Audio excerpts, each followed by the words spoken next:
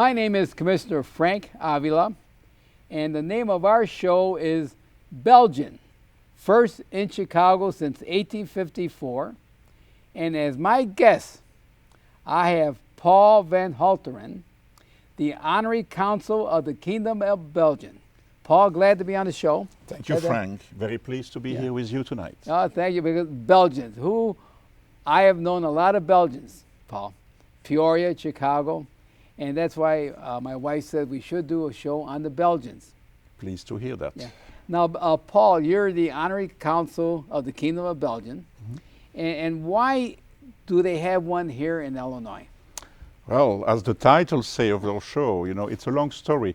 Belgium and Illinois have a long story. So, you know, first in Chicago, yes, Belgium was the first country to open a consulate in Chicago in 1854. Of course, with demographics, you know, coming in and out, you know, the presence of Belgium in a certain way is still necessary today. And that's the reason why we just celebrated the 10 years anniversary of the Honorary Consulate of Belgium. The 10th year and also the 100th year. Indeed, yes, the 100th year, the first centennial of the Belgian-American Club of Chicago, which I believe you had a show earlier this year Yes. with them. Yes, and now Belgium, where is Belgium in relationship to all the other countries in Europe? Yes, it's a good question because really, you know, we do have a hard time, you know, to make our image and our sphere, you know, known. Basically, Belgium is a kingdom located in Western Europe, Yes. on the coast of the North Sea. You have our northern neighbors are the Netherlands, Germany, the Grand Duchy of Luxembourg, and France. And that makes us, you know, a very green country because we are at the limit of the Atlantic climate. So lots of rain, but lush fields and forests. Oh, I never thought of that as a green country because your location. Indeed. We are really at the middle of the influence of the Azorean anticyclone and the mass and continental air from Scandinavia and Russia. And so they always move around, and it happens to be that we are right in that zone. So it has a little bit of the Seattle, Washington State, Western Washington State climate, and a little bit of maybe Massachusetts all the way to Maryland kind of climate. All right, then. And what is the population of Belgium? Well, we proudly state 10.5 million of residents and citizens living in Belgium. So it's basically a reasonable size. You know, I was just meeting with friends from Korea.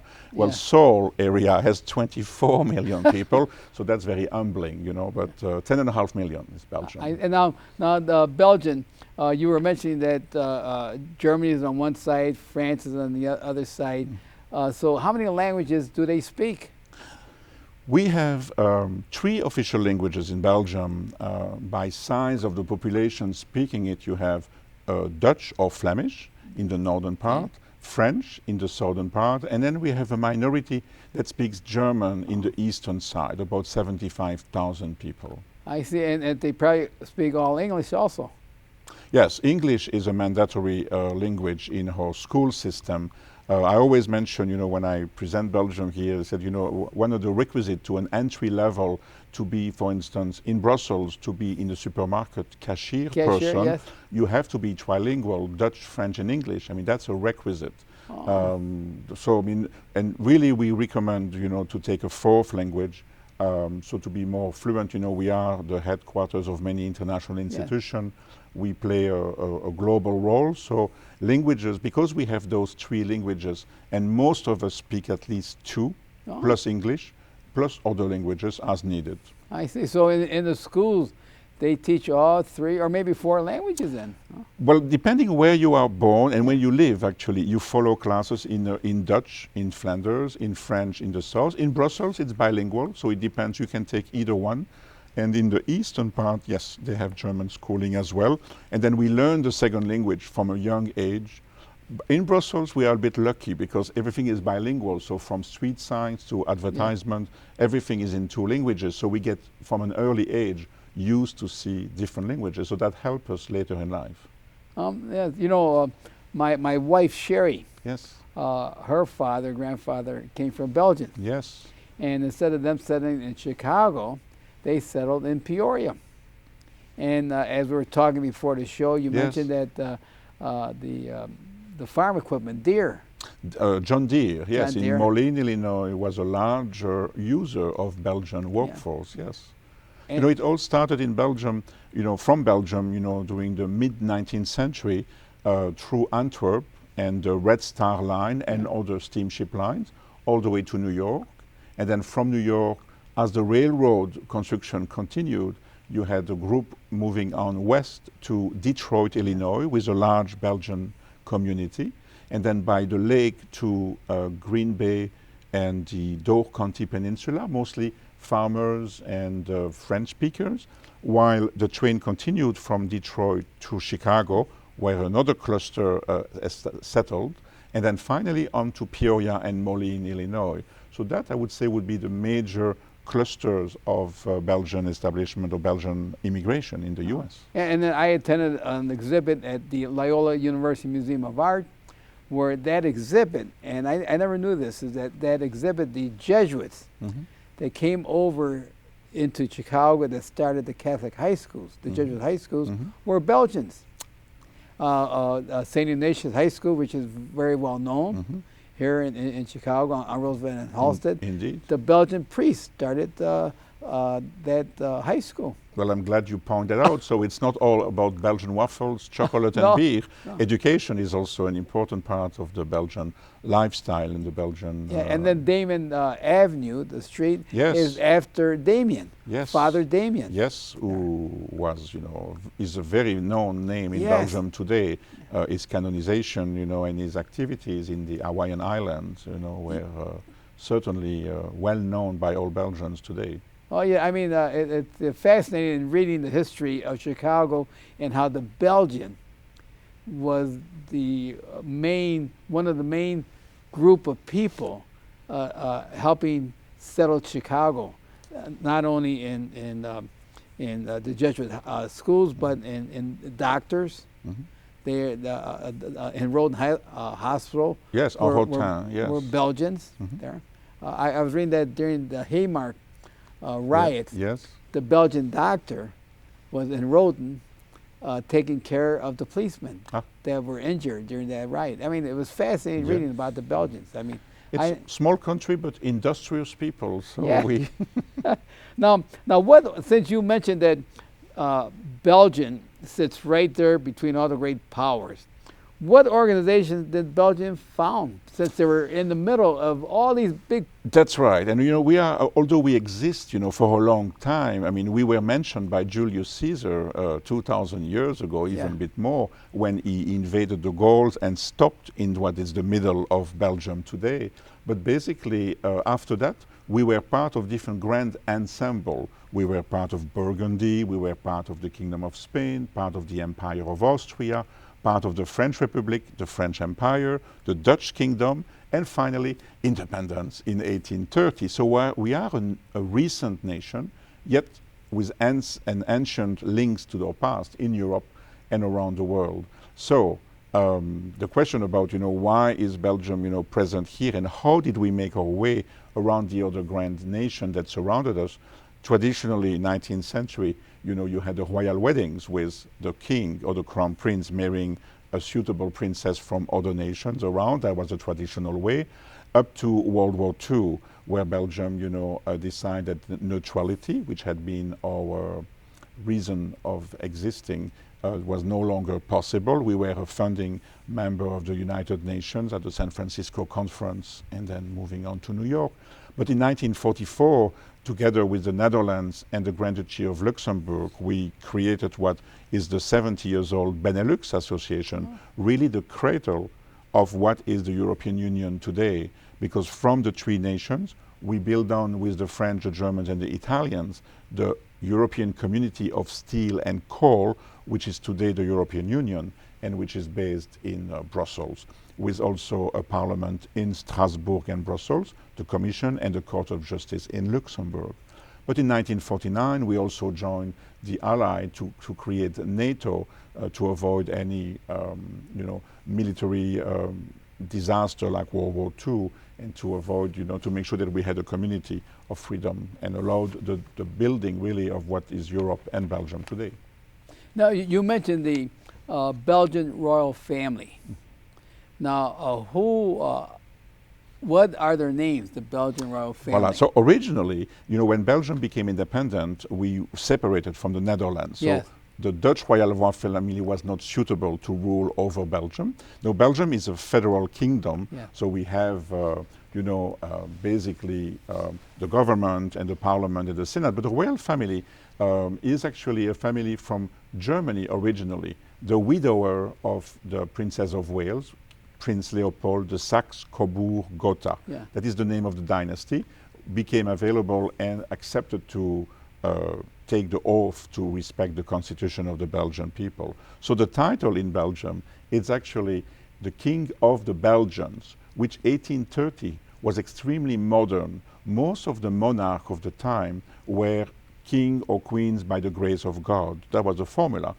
In this case, it was one of the first and most modern country to adapt actually that the king took and received his power by the will of the people of Okay. Belgium. And what's his name now? The current king actually is King Philip. I think we saw it on the screen. We did, yes. yes. King Philip and Queen Mathilde. They acceded the throne in July of 2014. Oh, they're young, a young couple. 2013, actually. And 4 children, Crown Princess Elizabeth. 4? Oh. Yes, you see the youngest daughter, yes. She actually gave her first speech in 3 languages, Oh, actually, 3 languages? this year, yes. Oh. So we're very proud of her, and they actually, a royal family today is like, we can actually, yes, we see them there. That was actually on what you would say inauguration day. It's not a crowning in a coronation in Belgium. So the king's name is? King Philip. King Philip. And Queen Mathilde. And then the kids' names? We have Princess Elizabeth, Prince Gabriel, Prince Emmanuel, and the 4th child, just not coming back with her name. I hope they will forgive me. Very, very nice picture. Nice picture. It's very, very pleasant, yes. Yeah. Maybe if they come to Chicago, we'll do a show with them, Paul.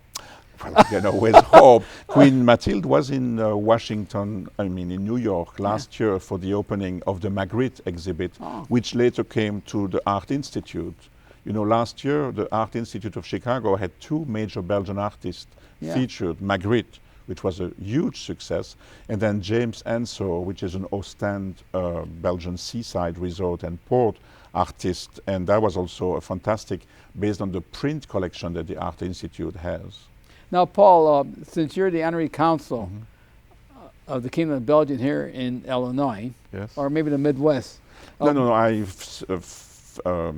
My territory is actually the state of Illinois and the state of Indiana. Oh, okay. Now, what is a short summary of the diplomatic network of the Belgian in the United States? Yes, so that was a good question also, Frank, because Belgium, of course, has our embassy is in Washington, D.C. We have also the delegation to the United Nations in New York. In addition to that, we have 3 consulate generals. That means hosted by a career diplomat and a entire staff of Belgian consular agents in New York City, in Atlanta, and in Los Angeles. Additionally, I have 24 colleagues, so we have 25 Honorary Consul of Belgium, from Florida to Hawaii, and from Massachusetts to California as well. So we are representing and helping our consul generals.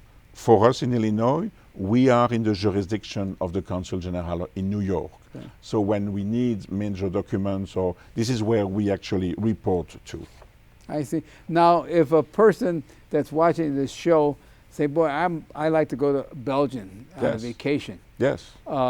Do they need a visa, or could they just use their passport, get on a plane, and fly to Belgium? We have a great agreement between the US and the European Union, obviously including Belgium, which is called the visa waiver. So American citizens don't need a visa to visit Belgium for up to 90 days. I see. Now, are you a full-time consul, honorary consul? So honorary consul, the name says it. It actually has no salary and no budget from the Belgian government. So we have all a real profession. Yeah. In my particular case, I am in the international trade of nuts and dry fruits for 24 years. Additionally, I also organize custom travel of exceptions around the world. Actually, Belgium is one destination, of course, and other places. We do that, so we have to combine our professional life with the diplomatic life of the Consular Corps. You know, the Chicago Consular Corps, maybe you know that, but it's actually the third largest in the US after Washington and New York. So I have 84 colleagues, Consul General of Japan and the Honorary Consul of the Comoros Islands. So it's a diverse group and a very active group. We meet on many occasions at the EU level, but also with the Latin American group and the Asian group. I didn't realize. Now, where do you get your nuts from when you go out and do your... Actually, we are very also blessed in this country that California, for instance, produce 83% of the world almonds. Yes, 83%? Yes, walnuts, pistachios come from California, pecans from the southeast, and of course now the southwest. Also we import from Mexico. Hazelnuts, Oregon, but very small production. We still depend on Turkey heavily. Yeah. And other nuts, you know, the macadamia, Hawaii is one very tiny production area. It's Australia, South Africa, Malawi. So the service that you provide in Illinois and Indiana. Yes. Explain some of the services now. So really, yes, what is an honorary consul? Yeah. What do we do? I mean, of course, the Belgians may see me, you know, during the Belgian celebrations, but I do much more than that. One thing really, and the key thing, is actually to maintain the excellent relations Belgium has with the United States at the level in Illinois, which the Office of Foreign Mission, Chicago office, and as well as, you know, with the state of Illinois. We just met, our ambassador was in town last week. Yes. We met with the new governor. We, of course, at the city of Chicago level, everybody was very busy with the election. So we met with an interesting team also to discuss, you know, the transformation of brownfields into green fields, where Belgium, you know, being one of the early industrial nations, is also facing. So we had because you had World War I, World War II. Yes, and the decay of the part of the early industrial revolution. So all of that were interesting topics. We particularly enjoyed the Bloomingdale Trail, you know, which is that reconversion of that railroad. Everybody mentioned the High Line, you know, in New York, but there is also La Coulée Verte in Paris, which Mr. Mitterrand actually initiated in the early 80s. And also in Belgium, we have a few of those as well, in Antwerp and Liège, for instance. So you actually took a tour of the Bloomingdale? I drove by because we had a very tight schedule, but my consulate is very close, my residence is very close to the Bloomingdale Trail. So it's something that I follow with great care. So really what an honorary consul also does is also to maintain the relation with the European Union. We meet on a monthly basis, and also supporting the activities of the other countries when they have a national holiday, when we have visiting artists, when we have politicians and delegations from Belgium coming in. And also, as I mentioned, is helping the Belgians in need. A Belgian tourist may lose or misplace his passport, her passport. It could be also helping, you know, we used to also see the students who would come from different universities in Illinois and apply for a Belgian student visa in New York, but we would meet with them to see, you know, and to qualify and to help, you know, on the legalization of some documents. That was, you can see that's very lively relationship at the academic level. The University of Chicago, University of Illinois in Champaign, Northwestern, but also DePaul and Loyola all have programs that are sending students for a semester or more into Belgian universities, because Belgian universities give classes in Dutch and French, but also in English to attract foreign students as well. Yeah, you know, I met a fellow, Sherry and I, we were at a party, and it so happened that we sat down next to a fellow that was going to get his PhD in Belgium. Oh, very good. And I said, why did you go to Belgium? He said, well, the schools are good, and it's very reasonable. It's well priced if we compare, and the level of education is also excellent. Yeah, he said he's getting an excellent education at a reasonable price. And I said, you know, I never thought of going to Belgium to go get a PhD. We do have a fair share of American students coming to Belgium.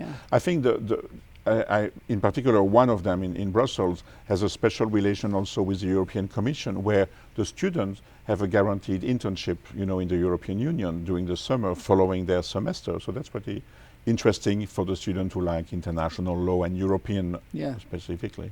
And you also mentioned about how and why Illinois, Chicago, Belgium, three relative young entities. Absolutely. With a long history. You got Illinois, Chicago, and Belgium. Absolutely. With a long, why is that a long history? No. It's interesting because we really, I mean, I as you know, we were meeting, you know, and I was looking at some of the archive and some notes, and I said, well, really, we have a pattern that's really parallel. You look at, you know, Illinois in the early 18th century became part of French Louisiana. We became part of the Austrian Empire when the Habsburg switched from Spain to Austria. You look at 1818, when the state of Illinois was officially created. 1815, Napoleon, Waterloo, and the defeat of the French Empire. We became part of the Netherlands for 15 years, and basically 1830, independence. 1837, the creation of the city of Chicago, and 1854, the opening of the consulate of Belgium in Chicago. Now you have events that are very famous. I know I've been a resident in Chicago for a long time. The Columbian exhibition, you know, the renewal of the city after the terrible fire Belgium was exhibiting, and the Belgian village at the World's Fair was quite a success. And 4 years later, 1897, you have the Brussels World's Fair, where the United States has a pavilion as well. And you see that again at the 1933 exhibition, the Century of Progress, and you have 1935, the Brussels World's Fair again, where Belgium also showcased the Belgian Congo and all the realization of the time. So there are many, many, many parallels. Yes, and as you mentioned, the first consulate here in Chicago was the Belgians. Yes. Because they recognized the Midwest. Absolutely. Very early, the Belgian government, you know, 1830, it was only 24 years in our history as an independent country. Very, very early, they recognized the necessity to have a network of diplomats, ambassadors, and also the economic diplomacy. So Chicago, in this case, was really economic diplomacy with Mr. Consul General Halteren, as we mentioned, you know, who created the stock exchange and other famous, the hospital and other activities here in Chicago. So that's really the network that we have. The Belgian government published a book a few years ago, and I'm lucky to have received one. It's actually the building, the Belgian buildings around the world where our embassies and residents are located. Now, what type of activities are going on now in Belgium right now? Well, actually, always many activities in Belgium. We are really a beehive of artistic and other commemoration. Specifically, it started last year, you know, with the commemoration for 4 years of World War I, 1914, 1918. It started, you know, with a major gathering of the head of state of Western Europe, you know, in November of 1914 at the coastline in Flanders Fields. And also last year, we commemorated the 70th anniversary of the Battle of the Bulge in the Ardennes and in Bastogne, with a renewed monument, Le Mardasson, which I invite visitors to go, and the Museum of World War II. Also, with all this activity, wars going on, they grow Brussels sprouts. Yes, indeed. Right, and we're going to show a Brussels sprout on the screen. Explain about Brussels sprouts. Well, it's really a popular vegetable. You know, it's a very good source of vitamins, and here they are. Because I wasn't sure if people realize how they grow. And it's really traditionally around Brussels in the province of Brabant. Flemish Brabant and Walloon Brabant, but regardless, the soil was very fertile to grow. It's a vegetable that supports also the winter. We don't have harsh winters like here, but it's also a vegetable that really grew and was, you know, as a child, almost no Belgian child likes the Brussels sprout. And as you grow older, you start learning and cooking them. And now there was a cookbook, 50 ways of preparing Brussels sprouts. And I thought, well, this is incredible. The Brussels sprouts in the heart of the fusion cuisine. Now also Waterloo, you're going to have a big celebration on Waterloo. Yes. You know, it's the bicentennial of the Battle of Waterloo. Some call it the defeat, some call it the victory. But basically, it's Waterloo. It happened today, indeed. There will be 3 days from June 15 to June 18 with about 9,000 people in costume. 9,000? Yes, in in costumes of officers and soldiers from the different groups. Yeah.